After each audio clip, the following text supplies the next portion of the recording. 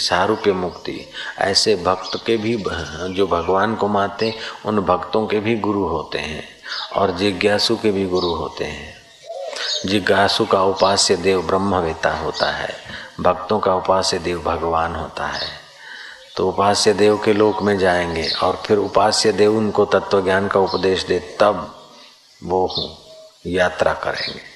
और जो ब्रह्मवेता का उपदेश पाकर यही मननशील मुनि हुआ है, वो यहाँ इसी जन्म में जीते जी राजा जनक की नाई, कबीर की नाई, रामकृष्ण देव की नाई, सुलभा और स्वयं प्रभा की नाई यही मुक्ति का अनुभव कर लेता है। भगवान के भक्त ध्रुव को भगवान का दर्शन हुआ। ध्रुव प्रार्थना करता है, त्वमेव माता च पिता त्वमेव। भगवान बोलते हैं ध्रुव अब मांग ले कुछ चाहिए तो।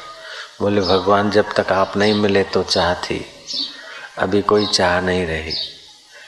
भगवान ने कहा कि अटल पदवी की इच्छा से तूने तप किया है, तुझे अटल पदवी मिलेगी। ध्रुव बोलता है अब अटल पदवी भी क्या भगवान, अटल पदवी क्या है, मैं कौन हूँ और आपका वास्तविक स्वरूप क्या है, ये मुझे ज्ञान दीजिए। भगवान बोलते हैं ये अगर पूछेगा तो सब पोल खुल जाएगा, मांगने वाला, देने वाला, दिलाने वाला। ध्रुव मैं तेरे पर संतुष्ट हूँ, बोल क्या चाहिए। ध्रुव बोलते हैं भगवान मैं अपनी मति से मांग कर फंस जाऊंगा, मेरी मति अपनी सीमित है, आप जो उचित समझे वही दीजिए।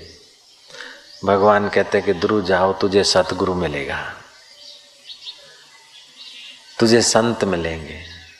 भगवान का दर्शन करने के बाद ध्रुव को संत मिले ऐसा भगवान ने आशीर्वाद दिया है।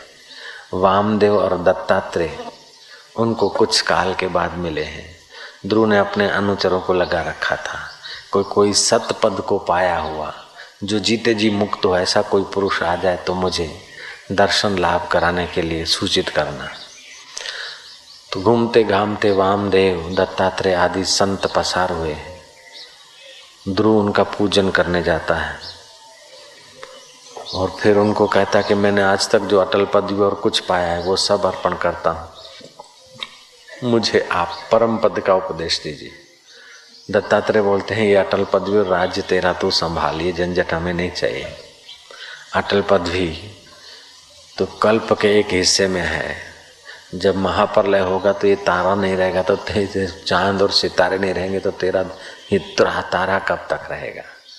इसलिए ध्रुव अटल पदवी तो तेरे को मुबारक हो, हम तो अटल तत्व का साक्षात्कार किए हुए हैं, हमें कोई आवश्यकता नहीं। माया का जो